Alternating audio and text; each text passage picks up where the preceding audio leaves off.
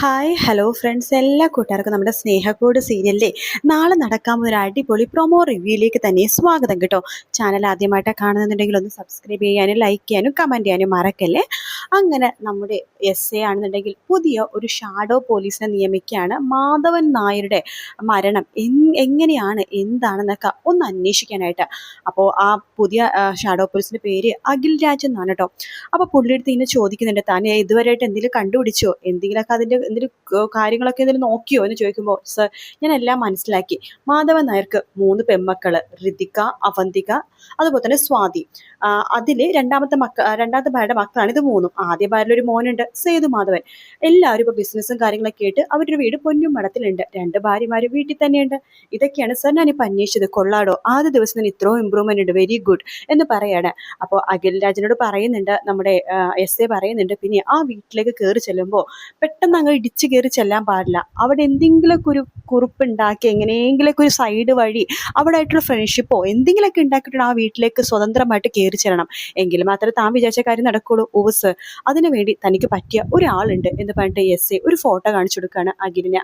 അഖിൽ ആ ഫോട്ടോ നോക്കുമ്പോഴേക്കും ഇതാണ് അവരുടെ ഇളയ മോൾ സ്വാതി എന്ന് പറയുന്നത്. സ്വാതി എന്ന് വിളിക്കും. ഇപ്പം ആള് ഡിഗ്രി ഒക്കെ കഴിഞ്ഞു, നല്ല മാർക്കോടെ പാസ്സായിരിക്കുകയാണ്. അപ്പം അതിൻ്റെ ആഘോഷത്തിൻ്റെ ഭാഗമായിട്ട് ഇപ്പോൾ പൊന്നുമടത്തിൽ എന്തോ സംഭവങ്ങളൊക്കെ നടത്തുന്നുണ്ട് അവര് എന്ന് പറയാണ്. ആ സമയത്ത് അഖിൽ ഇങ്ങനെ ഫോട്ടോ നോക്കുക കേട്ടോ. എന്താടോ, കുട്ടീനെ കണ്ടപ്പോൾ തന്നെ ഫസ്റ്റ് ആയിട്ട് തോന്നിയോ, ലവ് അറ്റ് ഫസ്റ്റ് ആയിട്ട് തോന്നിയോ എന്നൊക്കെ ചോദിക്കുമ്പോൾ, ഇല്ല സർ, ഞാൻ ഈ പെൺകുട്ടീനെ ഇന്ന് രാവിലെ കണ്ടതാണ്.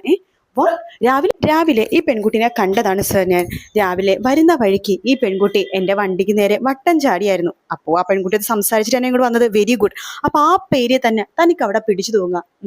അതെ, ഈ പെൺകുട്ടിയായിട്ടൊരു ഫ്രണ്ട്ഷിപ്പ് ഉണ്ടാക്കി ആ ഒരു ഫ്രണ്ട് എന്ന രീതിയിൽ താൻ പൊന്നുമടത്തിൽ കയറി പറ്റുവാണെന്നുണ്ടെങ്കിൽ ആർക്കും ഒരു സംശയം തോന്നൂല്ല. തനിക്ക് അവിടുത്തെ കാര്യങ്ങളൊക്കെ നോക്കി മനസ്സിലാക്കുകയും ചെയ്യാം. ശരി സർ, മനസ്സിലായി, ഞാൻ അതുപോലെ തന്നെ ചെയ്തോളാം എന്ന് പറഞ്ഞിട്ട് അഖിൽ അവിടെ നിന്ന് പോകാട്ടോ. ശേഷം സ്വാതിനി വീണ്ടും കാണണമല്ലോ, അല്ലെങ്കിൽ കണ്ടപ്പോൾ തന്നെ ചെറിയൊരു ഇഷ്ടം തോന്നിയായിരുന്നു എന്നൊക്കെ വെച്ചിട്ട് ഇങ്ങനെ അഖിൽ ഇങ്ങനെ ആലോചിച്ചുകൊണ്ടിരിക്കുകയാണ്. ഇപ്പൊ എങ്ങനെയാ ഒന്ന് കണ്ടുമുട്ടുക?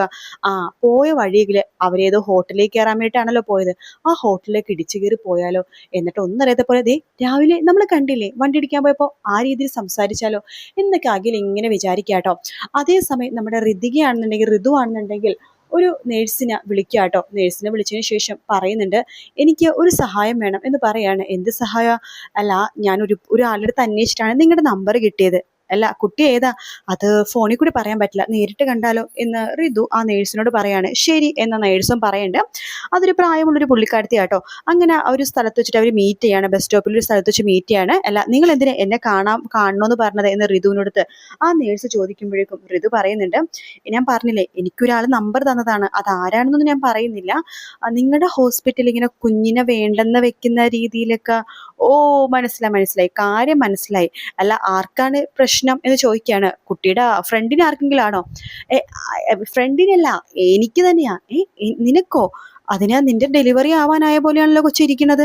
അത് ഞാൻ പറഞ്ഞ കുറച്ച് പ്രശ്നങ്ങളും കാര്യങ്ങളൊക്കെ ഉണ്ട്. അല്ല, എന്താ പ്രശ്നം എന്ന് ചോദിക്കുമ്പോൾ, അത് പിന്നെ ഈ കുഞ്ഞ് എൻ്റെ വയറ്റിൽ എനിക്കൊരു ഭാരമായിട്ടാണ് തോന്നുന്നത്. അല്ല, അതിൻ്റെ കാരണം എന്താണ് എന്ന് ചോദിക്കുകയാണ്.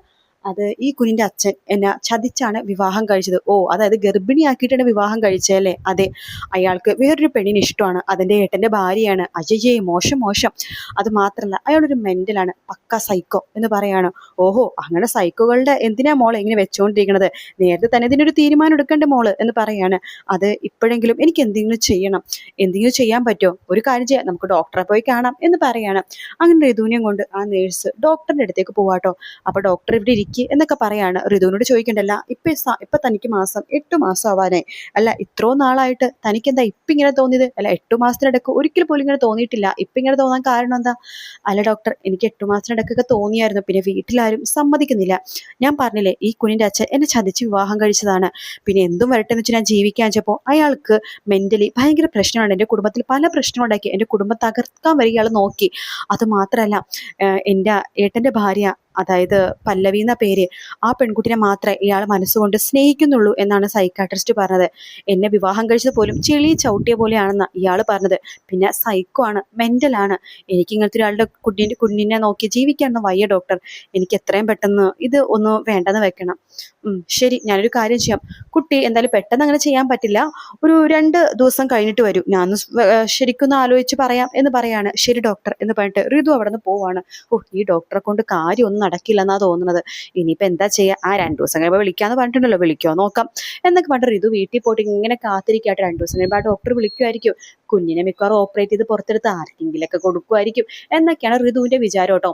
അതിനുശേഷം പിന്നീട് കാണിക്കണത് നമ്മുടെ സേതുവിനെയും പല്ലവിനെയാണ് കേട്ടോ. അവർ രണ്ടുപേരും കൂടി ശ്രീകാന്തിന്റെ വീട്ടിലേക്ക് പോയിരിക്കുകയാണ്. അപ്പൊ ബെല്ലടിക്കുമ്പോ തന്നെ ശ്രീകാന്താണ് വാതിൽ തുറക്കുന്നത്. സേതുവിനെ കാണുമ്പോൾ ശ്രീകാന്ത് ആരാ മനസ്സിലായില്ല എന്ന് പറയുമ്പോ, എൻ്റെ പേര് സേതുമാധവൻ. സേതുമാധവനോ? അതെ, ഇതെന്റെ വൈഫ് പല്ലവി. അകത്തേക്ക് വാ എന്ന് പറഞ്ഞ് വിളിക്കുകയാണ്.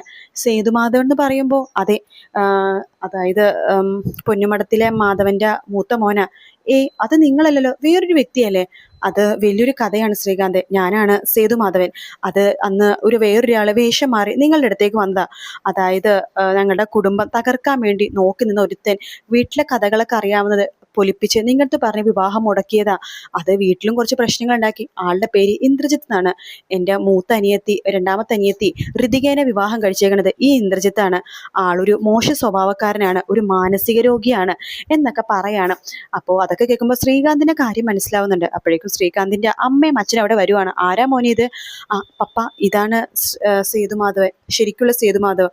മുമ്പ് ഞങ്ങൾക്ക് വന്ന് സംസാരിച്ചില്ല, അത് മാധവനല്ല, ആൾ മാറി എന്ത് വന്നതാണെന്ന്, ഇവരെ കുടുംബം തകർക്കാനായിട്ട്. ആ സമയത്ത് നമ്മുടെ ശ്രീകാന്തിന്റെ അമ്മ പറയുന്നുണ്ട്, എന്തെങ്കിലും ആവട്ടെ, എന്തായാലും ഇവർക്ക് പോവാൻ പറ. നിന്റെ മാമൻ ഇങ്ങോട്ടേക്ക് വരുന്നുണ്ട്, മാമന്റെ മോളായിട്ടുള്ള ഇന്ന് മോതിരമാറ്റം എന്ന കാര്യങ്ങളൊക്കെ സംസാരിക്കാന്ന് പറഞ്ഞിട്ട് മാമൻ വരാന്ന് പറഞ്ഞില്ലേ, മാമൻ വരും, ഇവരെ കണ്ട ആകെ പ്രശ്നമാകും. അപ്പോൾ ശ്രീകാന്ത് രണ്ടുപേരെയും വിളിച്ച് പുറത്തേക്ക് പോയിട്ട് പറയണ്ട, അത് വേറൊന്നുമല്ല, എനിക്ക് വേറൊരു വിവാഹം മുറപ്പെണ്ണിനെ തന്നെ നോക്കുന്നുണ്ട്, എനിക്ക് വിവാഹത്തിന് താല്പര്യമൊന്നുമില്ല, വീട്ടുകാരൻ നിർബന്ധത്തിനെയാണ്. അപ്പോൾ അതുകൊണ്ട് എനിക്ക് പുറത്ത് വെച്ച് സംസാരിക്കാം. ഇവിടെ എല്ലാവർക്കും നിങ്ങളോട് ചെറിയൊരു ദേഷ്യം ഉണ്ടോ എന്ന് തോന്നല്ലേ? അത് സാരമില്ല, നിങ്ങളുടെ വീട്ടുകാർ ഇത്രയല്ലേ പെരുമാറുള്ളൂ, വേറെ ആരെങ്കിലൊക്കെ ആണെങ്കിൽ വഴക്ക് പറഞ്ഞ് അടിച്ചു ഓടിച്ചാനെ എന്ന് പല്ലവി പറയാണ്. അങ്ങനെ നമുക്ക് പുറത്ത് വെച്ച് സംസാരിക്കാം എന്ന് ശ്രീകാന്ത് പറയുന്നുണ്ട്. അങ്ങനെ അവർ ശരി എന്നാൽ പുറത്ത് സംസാരിക്കാം എന്ന് അവരും പറഞ്ഞിട്ട് അവിടെ നിന്ന് അങ്ങ് മടങ്ങും കേട്ടോ. അപ്പോൾ ശ്രീകാന്ത് നമ്മുടെ സേതുവിൻ്റെ അടുത്ത് ഒരു കാര്യം പറയുന്നുണ്ട്. പിന്നെ എനിക്കൊരു കാര്യം പറയാനുണ്ട്. എന്താ?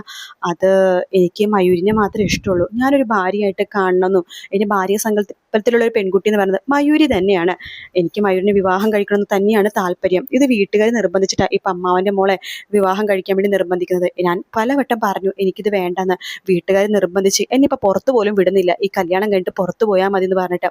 അതുകൊണ്ട് നിങ്ങളുടെ അടുത്ത് എനിക്ക് ശരിക്കും സംസാരിക്കണം എന്നൊക്കെ ശ്രീകാന്ത് പറയുന്നുണ്ട്. അത് കേൾക്കുമ്പോൾ പല്ലവിക്കും സേതുവിനും ഭയങ്കര സന്തോഷമാവുന്നുണ്ട്. കാരണം നല്ലൊരു പയ്യനാണ്.